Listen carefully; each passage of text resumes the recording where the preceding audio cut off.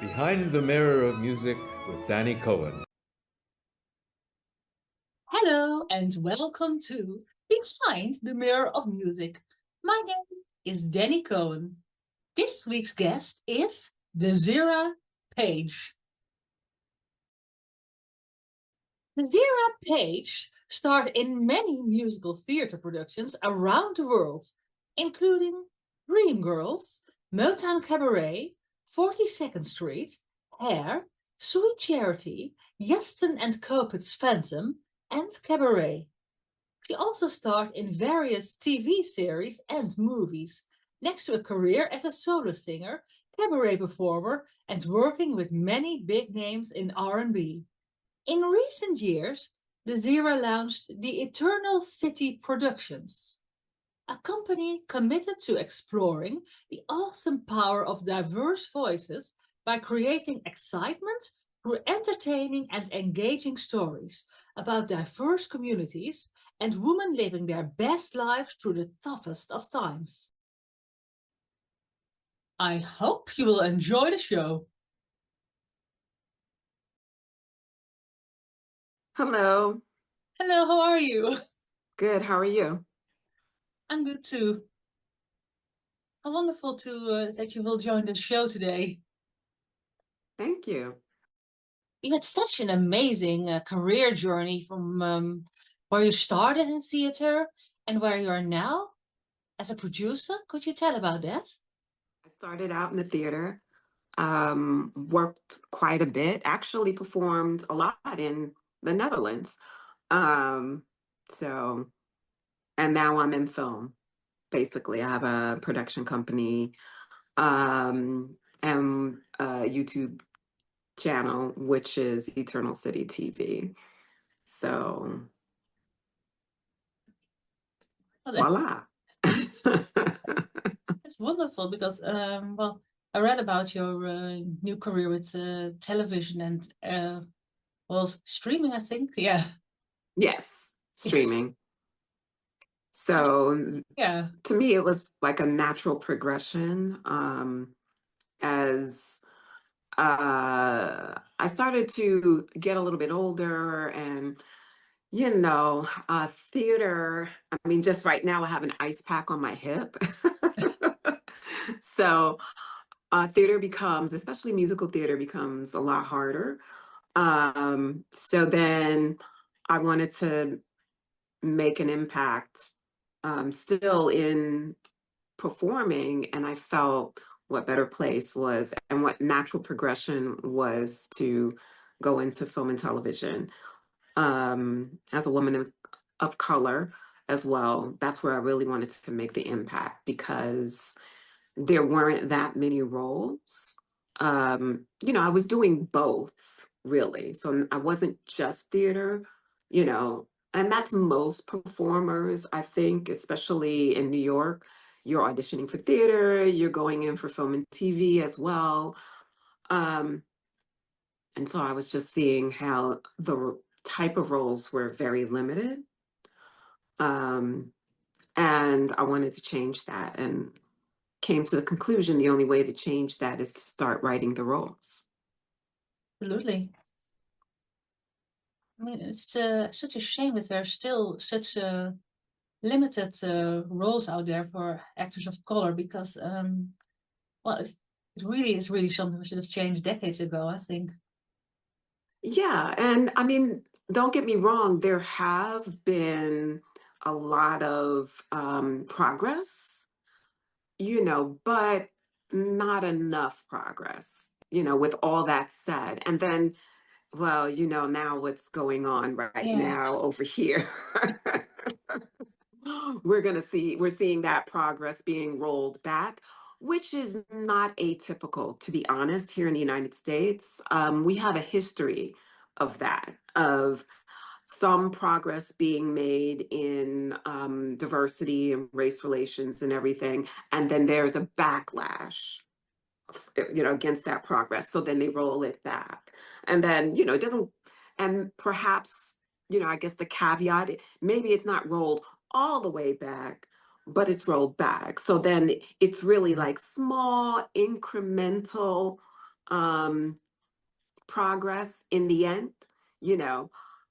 So we can't ever have any sweeping progress at this point. It's always like, if it's sweeping, then it gets rolled back to really it's minute, you know, and then we have to start again. So then there's that minute, and then it's like, oh my gosh, you know, there's really not that much progress. So it's kind of like this pendulum, you know, swing, swing. And yeah, historically, that's kind of, you know, how the United States rolls, you know. So then you can't say that there isn't any progress. But when you're on the other side of that, you know, it clearly isn't enough. You know, even though that's the whole point of the swing back, because then people feel like, well, I mean, like racism is dead. And yeah, you know, I see all of these things with, you know, brown and black people. And what's your problem? So, I've seen this movie, you know, at my age, I've seen this movie several times, you know, and even this time I was extremely skeptical, though hopeful, you know. But it turns out that my skepticism was healthy, unfortunately. I wanted to not be healthy. I wanted to be, oh, you're all on the wrong side, you got it wrong. Except now my skepticism was healthy, because here we go. We're on that backswing. So, you know, it's a constant fight, you know, and then a constant, you know, other people trying to tell you that it's not a problem. And it's like, well, how do you know? Like, you're not living it. So for you to tell me it's not a problem, you know, no, you know, you're not the one. You don't know. You don't live it. And it's so true. And I think it's the same with, well, every kind of right, really. That the second that there's just a little progress, all the people start to cheer that it's over, it's finished. And I'm also the same, always thinking, but well, in a few years, probably not. Right. Yes. People will forget, or kind of just, you know, not pay attention. Um, no, like, it's hard work. It really is hard work. And yeah, there's going to be change. So that's the thing that I think, especially within the industry, um, that is hard. And I hear this a lot, and I have to chuckle at it, because, you know, if like all my, you know, colleagues, you know, white male colleagues, complaining that they don't have as many opportunities, like, so they're like complaining that now it's reverse, like you can't be a white male in the industry because everybody wants diversity or whatever. And I was like, welcome to my world. This is what I've been living the whole time. And oh, you don't like it? Well, neither do I. You know, so having those complaints, and I just have to chuckle, and, you know, a little bit. Though, to be honest, you know, those are the faces that are really, really pulling the strings and in control. So eventually I know, because that's how they're feeling, and they're complaining, and, you know, oh, wow, I have less. I was like, well, you used to have most of the opportunities. You know, you're going to have to give something up. You can't have it the same and still, you know, some of you're not, you know, you got to compete. Ta-da! That's the name of the game, compete, you know, like the rest of us, you know, whereas, you know, like 95% of the work was with you in mind. Oh, you don't like that, now it's 85%. You know, deal with it. Deal with it. You know, that has been my life. And at 85, I'd be happy with that. It's like 5. You know, still, even like when it's like, wow, it's still like 5%. So you're like, you know, they're complaining that, oh, they're at 85%. Really? And they're really just pushing what I heard, it's really changing everything up again. Like in Amazon immediately changed their statements on the site, and a lot of other companies did too. Yes. And, you know, just trying to curry favor, you know, I don't know if they're actually like just not doing it or just not promoting that they're doing it. Because, you know, if they're outwardly doing it, you know, this current administration is going to kind of treat them a certain way. And so they're trying not to be treated that certain way, whatever that is going to be and whatever that's going to look like. They want to signal that they're on board and that, you know, they're good. So, you know, I'd like to give them the benefit of doubt that maybe it's kind of they're looking as if and quietly still practicing that, you know, but I'm not going to fool myself because it could be that they are really just like, all right, it's over. We don't have to do this anymore. And we're going to go back to the status quo of what we've always done, you Just know. also like a really weak thing to do when you're a billionaire company anyway. Exactly. Exactly. And kind of, you know, what world are we living in, you know, now, if that's the case, you know, in the United States? And that's the question where, you know, it's still new, Yes.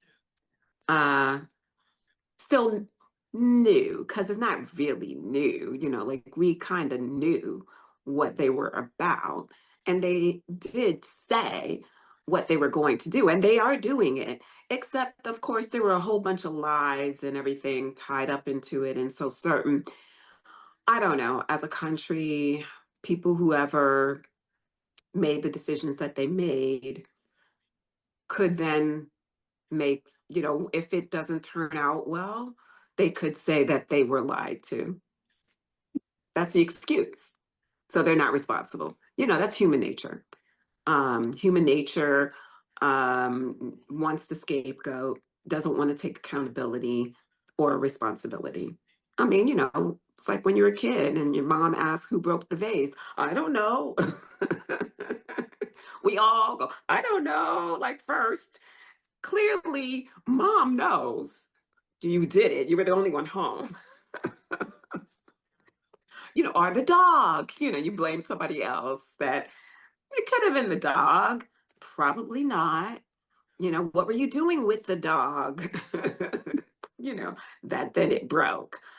Um, that is always kind of our knee-jerk go-to, self-preservation. So I think a lot of people uh, will use that excuse. Oh, they lied to us. And I was like, no, they told us exactly what they were going to do, how. You just didn't Even pay I read attention. all the details here, so if they didn't know, but I did. They didn't pay attention. That's Yeah. all, you know. But on purpose, so then they could say they didn't know. You know, that that is how I read it. Um, I'm pretty good read, like as an actor, you develop the skill of reading people, Yes. you know. And so I'm a pretty good read of people. And yeah, you know, and then also as a whole, all those people, that's how I read them, you know. Um, they're going to, if it all goes badly, they're all of a sudden going to say they were lied to. Because that's what we do. Yeah. I especially love the ones that go like, well, that isn't true. He never said it. He never did that. It's all lies in the media. When he actually tweeted it himself, or it's Right, whatever. right, exactly. So, I mean, even then, I mean, but it's the same, like that kid, like you're the only one home. You're gonna tell me you don't know how the vase got broken? Yes, I don't know. And you stick to the story, you know. Eventually mom just has to make the decision to punish you because you lied. And she knows you're lying. you know.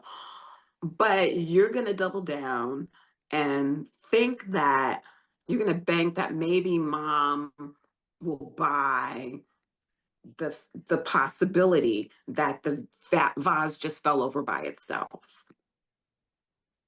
You know, though mom knows that that is not a distinct possibility. It's nowhere near any wind. It's just not going to fall. But your kid brain can't figure that out. And to big degree, a lot of people still have that kid brain, you know, and they haven't developed that accountability muscle. So they're going to continue with that kid brain, not taking accountability, thinking that they can, kind of make it really fuzzy and hopefully having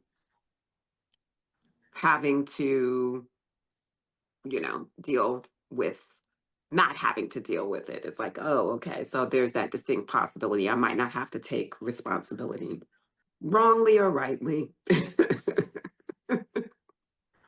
But so that's really why I decided to go into film, mainly was to create the roles that I felt I'd like to play. And giving, not necessarily for me to play them, but to create the roles that, in my youth and heyday that I would have loved to play and had the opportunity to play. So now I'm going to write them for the next generation coming up so they get that opportunity. That, it's not a lack of roles, because when I was coming up, it was clearly a lack of roles. They just weren't there. They weren't given the space. Not that people weren't writing them. I'm sure there were people writing them. They weren't given the light of day. So, and it's still happening. I'm trying to get my a feature off the ground right now. And when you go to distributors and you're pitching and you have actors attached and they tell you, like, this one Black female actress, we love her, she's an icon, she's worthless at the box office. Those exact words. Like, how, I don't know how they feel saying that to somebody with the same face, and like them kind of being empathetic, and like how that would make me feel. Like, you're telling me that she's worthless. Bizarre. So It is. yes. Especially when it's actually not true. Because many times when Black females lead, first of all, they're underfunded. But then lots of times those projects will overperform in terms of their return on investment. So it doesn't necessarily bear out the way that they're saying it would. And even though maybe an international box office, because, oh, they don't know who Gabrielle Union is or Taraji P. Henson. Well, maybe if you promoted it, Yes. because I was like, then they would know. You have to put the money in like you would with these male actors, and white male actors in particular, but even a few Black male actors too can go overseas, like the Will Smiths and, the such. So, but that wasn't like automatic. You ended up promoting that, or it made so much money at the box office, but you know, like Taraji P. Henson's last film, I believe it the budget was something like $10 million and she made $65 million at the domestic box office. I don't know. I think that's a great return on investment, Yes. you know. Um, and I know they didn't spend as much promoting it because they never do. So they made even more money, you know. So that's why I kind of know that when they say things like that, it's just like a stock answer from like 40 years ago that they just keep repeating, hoping that then I go away. You know, I give up. But it doesn't bear out, you know, in the data. And it's true, even if people in other countries don't know who the actors are, maybe they could be interested in the story there's to tell, or they could put it on a stream for the other countries. It's still everything's possible. Right. Nowadays, Yes. especially with the streaming, you know. So and that's the wonderful thing about streaming, you know, and maybe those actresses will be introduced that then, wow, if it did well on streaming, let's say in the Netherlands, then all of a sudden her next movie you could actually release into the theaters Yes. in the Netherlands because they know who she is, you know. Um, but that's not the way they think. They're holding on to their old beliefs, you know, and you know, and that's it. And so sometimes it's just really, really a challenge to change that mindset.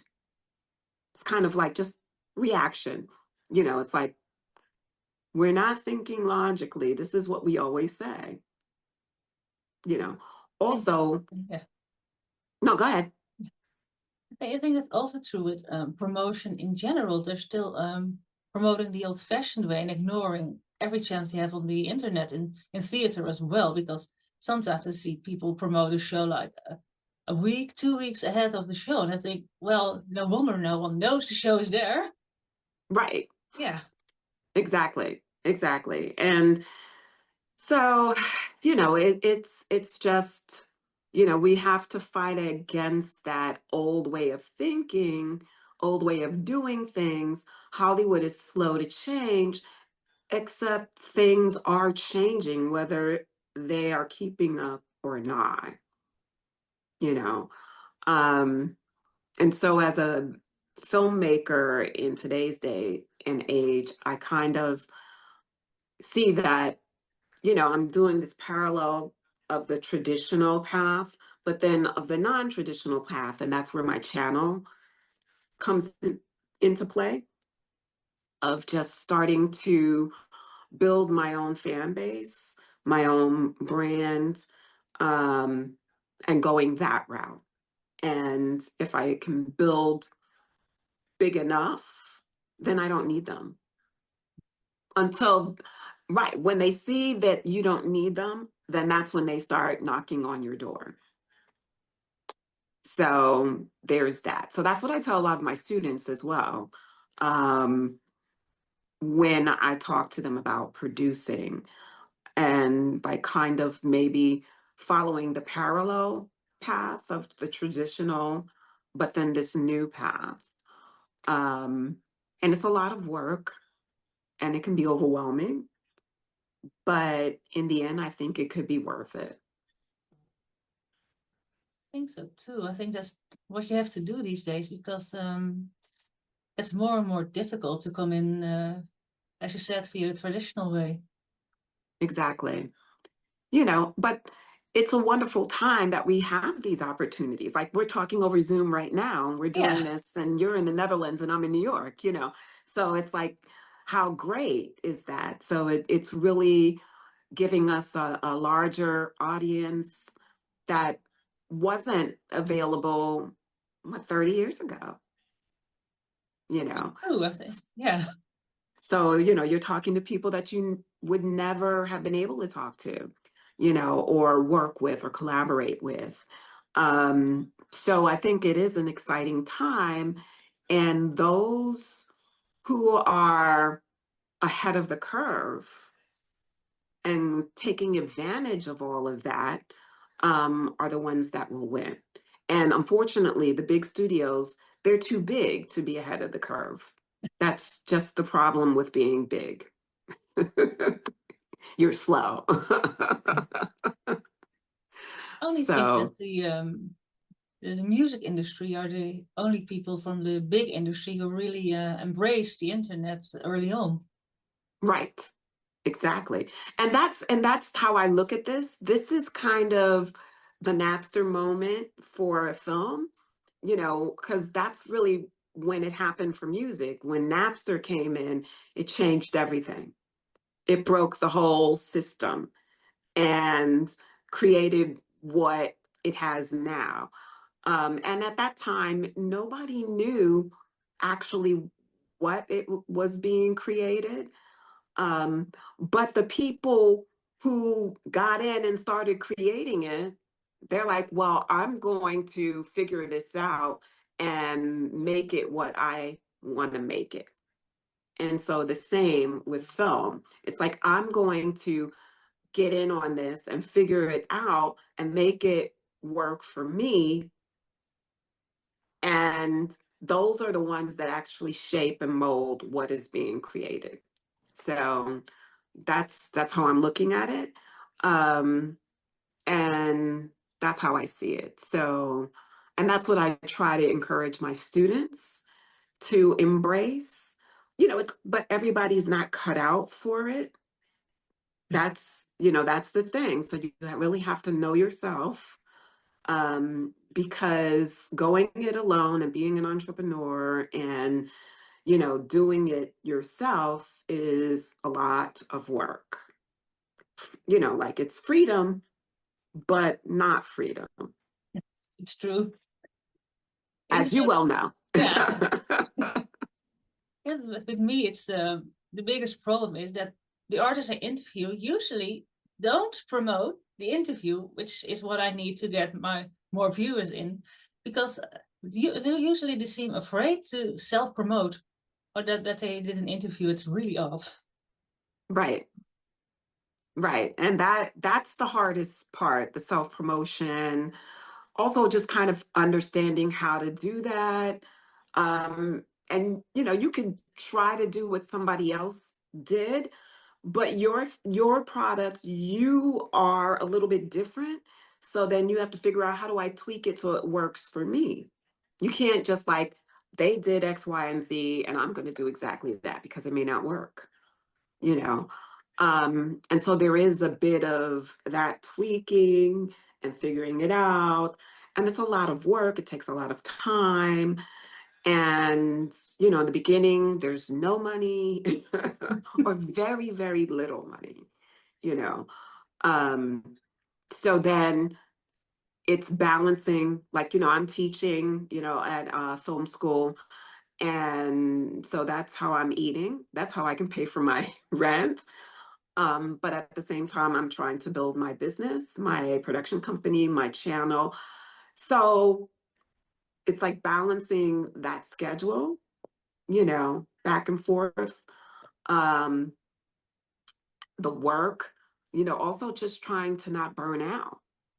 I have to remind myself to take a day off, because, I just get an idea in my head and then I'm at my computer and I'm doing something. And next thing you know, I've worked 7 days, like literally, even though I'm not like at work, but I am at work because my business is here.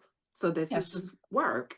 And you kind of forget, because you're home, that you're at work. So then you might work too much. It's true, because you're always when you run a channel or yeah, and the promotional channels, you keep checking. Has anybody said anything? Has anybody?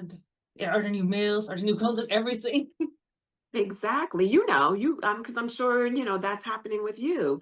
Yes. And so it's sometimes, and it feels weird, because like I try to give myself at least one day where it's like, you're not going to do anything. And I feel weird. I feel like ooh, but I should be doing something. Like, I gotta hustle. And it's like, but if you burn out, what good is it gonna do you?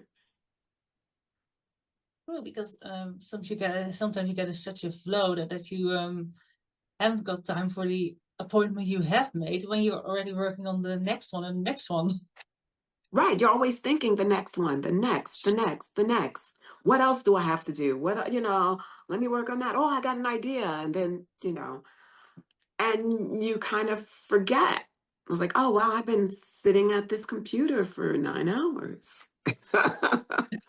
And then it's like, And with me, it's my mobile. It's the same because checking things, updating things, seeing if I need to talk to people because who I want to keep in contact with and everything and everything. exactly, exactly. So it's, it's constant. And you do have to give yourself that permission. That's one thing to like, I do deserve just time off when, I'm just not, when I'm just totally just, turned off, not plugged in. Um, Also, I feel like when I do that, sometimes my best ideas come because I'm not trying to, I'm not forcing ideas. Like, when you're trying to brainstorm, it's like I'm sitting here specifically to brainstorm. And of course, that stops the brainstorming because there's pressure. Absolutely true. It's the same with me. When I stop thinking and try to relax, the ideas come, but that means you do have to work again to write it down. Exactly. Exactly. And then it's like, okay, so write it down. Like the other day, I have a project that I am ruminating on. I've got an outline for it. It's for anthology type television show. And I remember that I was watching just this historical because I love like historical biography um, shows, and it was on Prime. It's called Queen Queen Warriors, I think. And there was this one episode which I did not know about this woman, Grace O'Malley, who was an Irish head of a clan and also a pirate queen. I was like, what?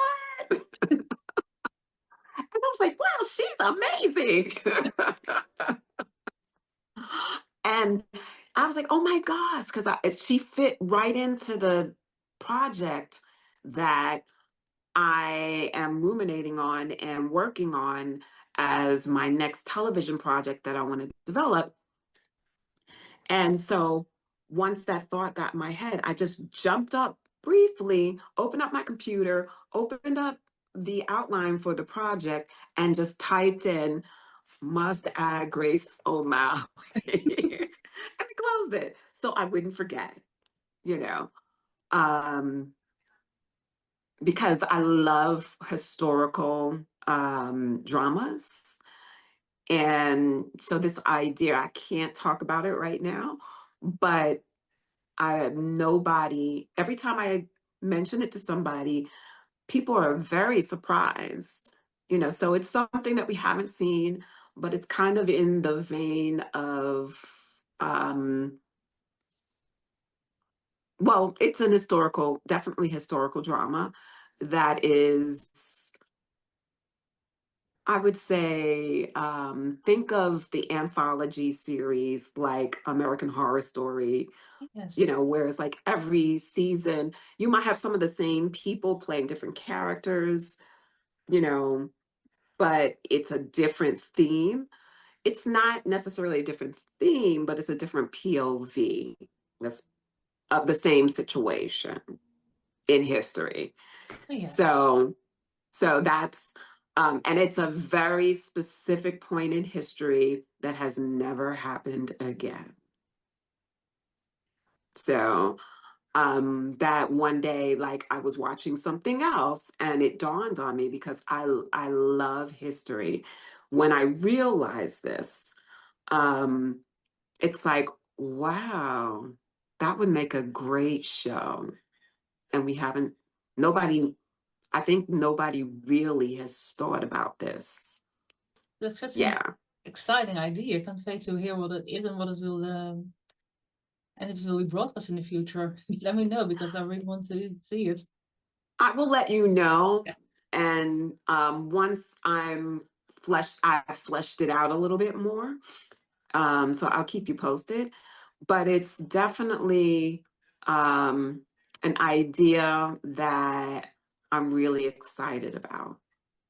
So, and I have not seen, and I'm just fleshing out now the why I'm the right person to tell the story, um, and as well as like the whole concept. So, but I think it's really interesting and exciting, and it's very much fits in my brand of um, visionary warriors and female driven content. So um, these women were definitely visionaries. And that's such a So cool project to have, and indeed something I don't think has ever been done from that point of view. So that's makes a big difference. yeah, so that's the most I'll give. It's definitely female driven, female visionaries historically. They're, historical visionaries, um, and historically unique, period, in European history. Oh, cool. That is, and actually the Netherlands is very much part of that. Ah.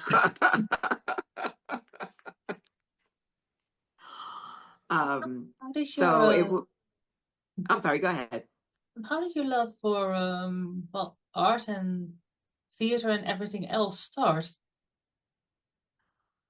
Um, I've always been drawn to, like, as a kid. I think when I was little, television was just really, really big for me. Um, my mom died when I was 7. And so I grew up with my father and my brother. And so I think like the television was kind of like a babysitter, probably in my father's eyes. But it was the best babysitter for me because I was so just, I loved stories. And then also in school, again, here is my love for history. I always loved history, always the ancient world, you know, just Western European civilization, Western European history, American history, history in general. I am voracious when it comes to just reading about history. And history is nothing but stories, you know, really. Hmm. So I think that's what really sparked my interest. And so then I ended up going to the School of the Arts, Fiorello LaGuardia High School of Music and the Performing Arts, the Fame School, the movie Fame. And I went as a voice major, though. But I think I truly, initially when I was thinking about auditioning for performing arts or music and art, I had an audition for performing arts. Um, and I think that's the audition I really wanted to do at the time. Um, but the two auditions were actually at the same time when I got the scheduled appointments. And I think I just felt more confident in my vocal audition simply because I had more experience singing. I was singing in the choir and things like that. So whereas acting, and just to give you, like, as a 13-year-old, you have to have a monologue. What monologue do I choose? I choose a monologue from Antigone. I didn't know any better. It's like I chose Antigone, you know. But even with that, and so therefore I wasn't as confident, I think, because I didn't have any help with that. Like, I chose the monologue from Antigone, but I worked on it alone. Whereas what I sang is something that I've sung before and all the time. So when it came to choose which audition I was going to go to, I went to music and art instead. But I think fully that really, really, I wanted to be an actor. And I didn't really start in theater until after I graduated from Berklee College of Music. And then I kind of worked, like doing a lot of cabaret in New York as being a cabaret singer. And then I got a gig with a jazz band in Japan.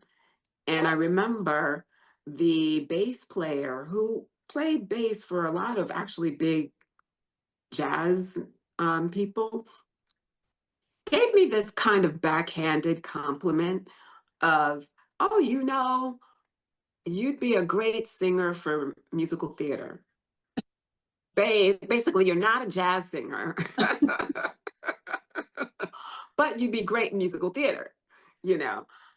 And I kind of understood that it was a backhanded compliment or whatever, but it still stuck there. And so then after I finished that gig, I went to my first audition. I took him up on that. I was like, okay.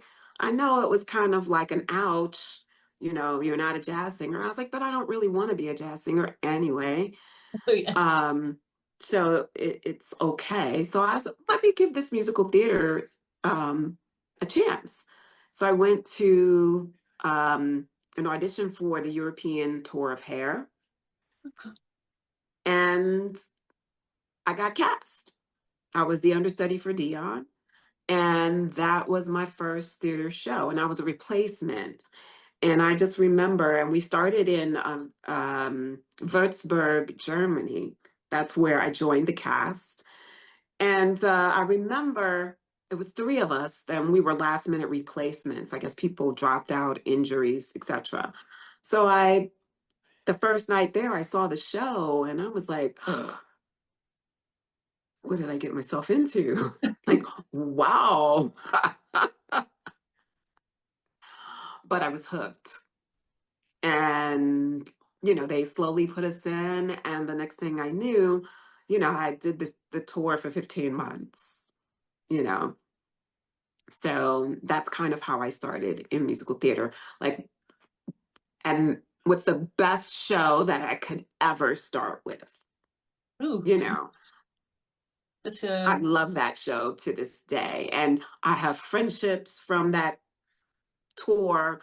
I did the tour 3 separate occasions, never less than like a year. Each time it was always like for a year or more. Because it was just so amazing. Such an amazing, life-changing experience. that's one of these shows whose message always remains current. Yes.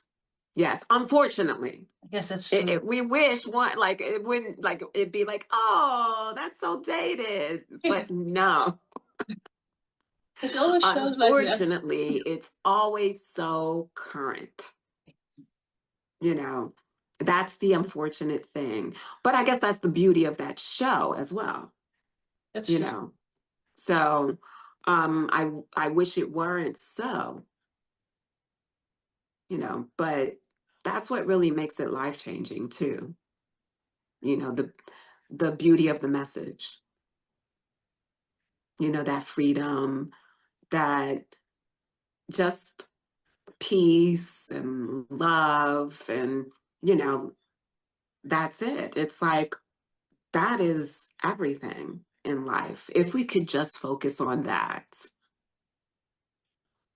True, I never seen that show when I think I was too young for it at the time because the end really kind of traumatized me when he went into the war and the graves. It was so upsetting back then.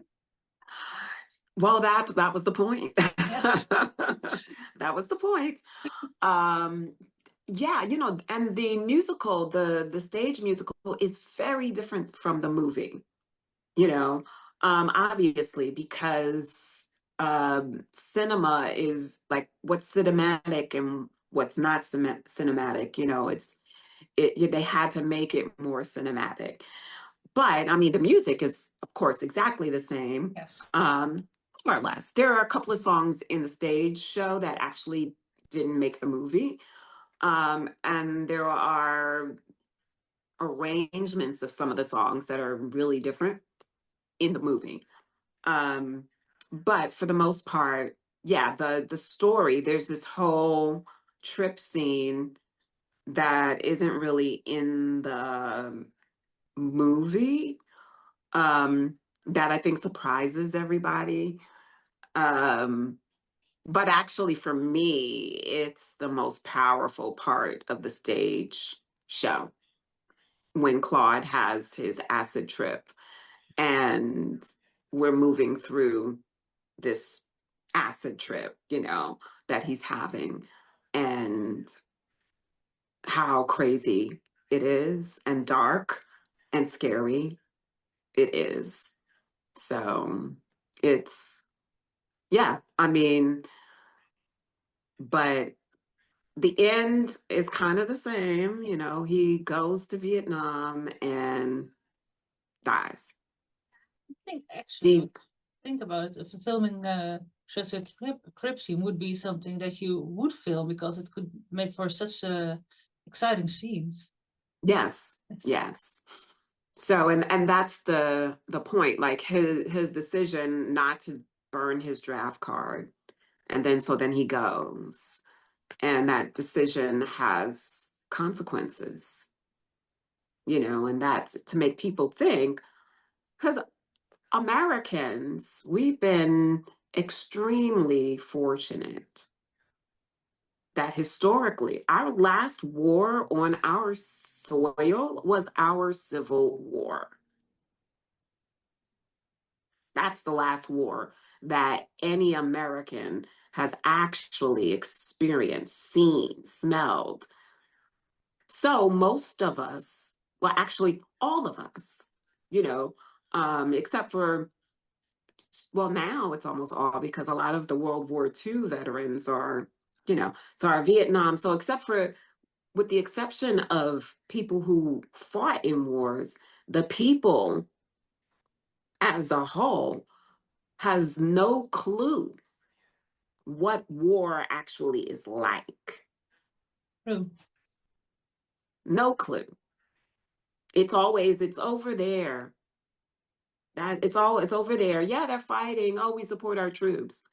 Okay, party, and that's it. Yes. So I mean, that's the reality. So most Americans are clueless. They don't have anybody that has been through that to kind of even tell them. Like, whereas in Europe, it is getting to that point too, where again, World War II, people, that generation that was alive, they're, kind of leaving us, but you still had somebody who lived through it that they actually can tell you what it was like. And you would actually take their word because they were there. Whereas here, we don't have anybody that can tell us what it's like. And soldiers generally don't. So even the soldiers coming home from a war, many times they don't want to talk about it, True. you know. So if they're not talking about it, then we don't know anything, and we think it's some kind of like movie, you know. Um, so I think that's the difference of how it hits, you know. But with shows like Hair, you know, we're still kind of like talking about it, you know, hopefully making you feel a little something about that, even if it's abstract. Good. Yeah, that's why it's important that shows like these get made, and well, some of the other shows that have, especially when they're actually done by people who either experience it or know about it. Right. So that's, yeah, so that's that. But I really have to say that my journey kind of started that way, and it was kind of not necessarily intentional to be in the theater. But I fully think that the universe brought it about the way it was supposed to be, because in my heart, I always wanted to act. And I somehow went the music route first, but that brought me for full circle to where my heart really was, which is acting. You know, that kid watching TV and always imagining, you know, different twists to the story, adding characters, adding myself, you know, when I was watching TV. Um, so I think that in my soul, I always wanted to be an actor. I just happened to be able to sing too, and that was kind of the easier route. And, you know, but in the end, the universe always brings you where you're supposed to be. What were some of the favorite of your favorite roles you did in theater? Dion in Hair, Yes. definitely. I loved playing Dion. When I was the understudy initially, but by the last contract that I did, I was Dion.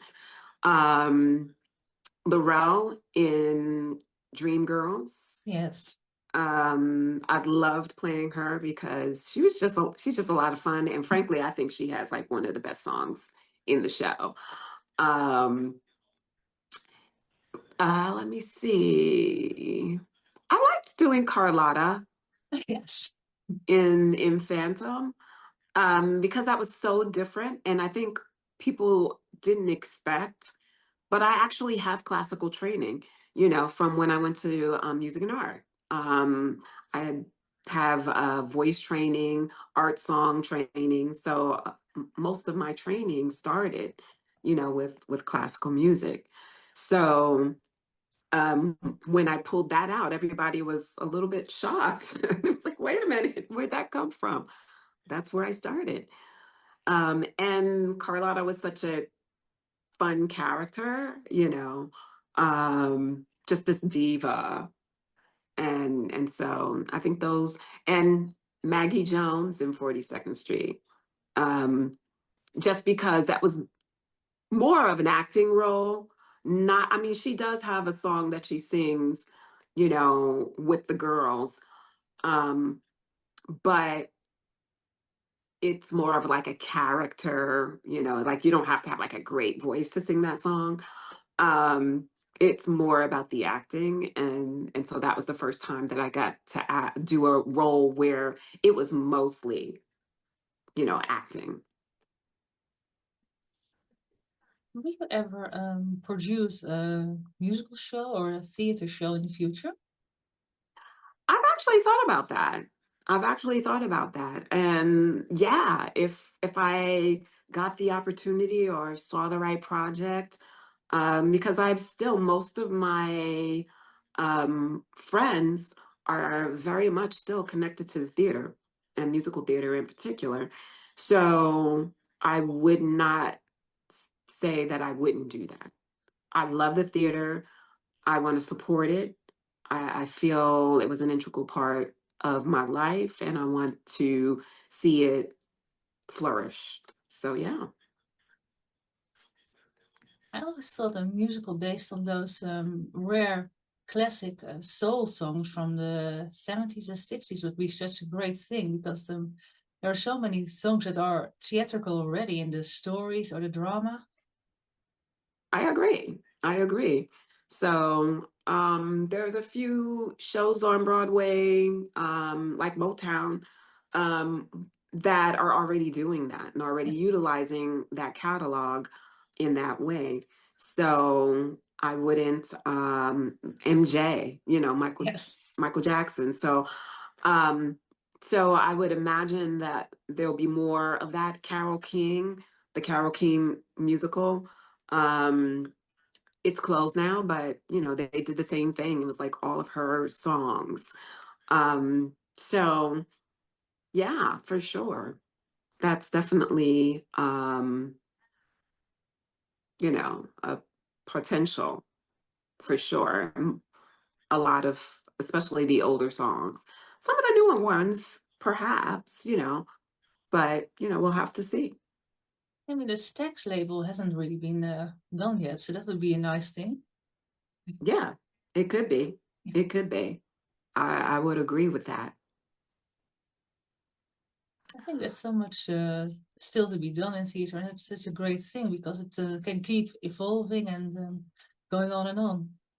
Exactly. And it definitely needs to if they want to attract newer audiences, they have to evolve.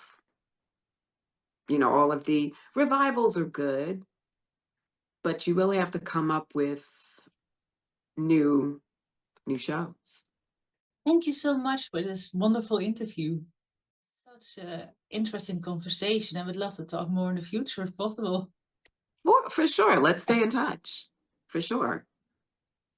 And I would actually, maybe return the favor because I am working on a podcast.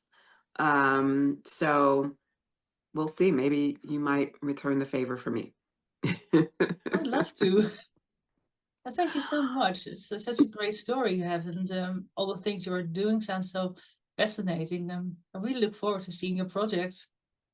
Thank you. And I'll keep you posted on it. Thank you. Bye. Behind the Mirror of Music with Dannii Cohen.